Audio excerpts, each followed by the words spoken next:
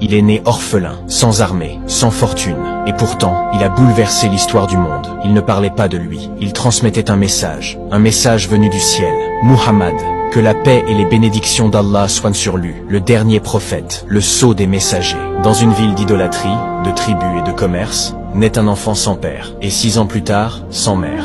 Recueilli par son grand-père, puis par son oncle, il grandit pauvre, mais digne, discret, vrai. On l'appelle Al-Amin, le digne de confiance. À 25 ans, il épouse Khadija, une veuve puissante et respectée. C'est une histoire d'amour et de loyauté. Elle sera la première à croire en lui quand le monde le rejettera. À 40 ans, tout bascule. Dans la grotte de Hira, loin du tumulte de la Mecque, l'ange Jibril descend. Lis, au nom de ton Seigneur. Il est secoué, tremblant, terrifié. Il ne sait pas encore que c'est le début de la révélation. Il commence à prêcher, doucement, discrètement. 3 ans en secret, puis publiquement. Et là, les coups tombent. Insultes, boycott, torture de ses compagnons. Il l'appelle fou, poète, sorcier. Mais il tient, car ce n'est pas un combat pour la gloire. C'est une mission divine. Son oncle Abu Talib meurt, sa femme Khadija aussi. C'est l'année de la tristesse. À Taïf, il est accueilli à coups de pierre. Il saigne, il pleure, mais il pardonne, et Dieu l'élève. L'ascension nocturne, Al-Isra ou Al-Miraj, de la mosquée sacrée jusqu'à Jérusalem, puis,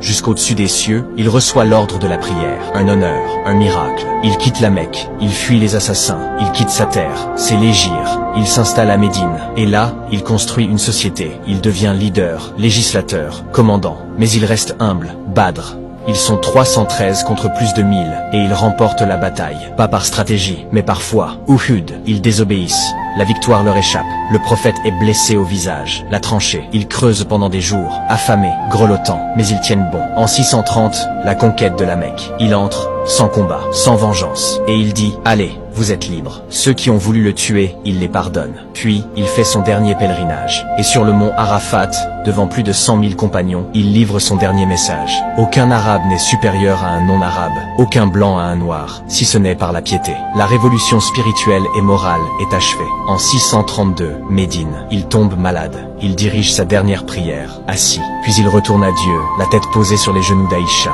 Ces derniers mots, ô Allah, le compagnon suprême. Il laisse derrière lui un livre, le Coran, une communauté, l'Oumma, et une voix, la Sunna. Sans palais, sans tombe dorée, juste une lumière pour les siècles à venir. Si son histoire t'a touché, partage-la autour de toi. Fais découvrir l'homme derrière la légende. Abonne-toi pour qu'on continue à réveiller les cœurs avec ces récits puissants, car ce n'est que le début.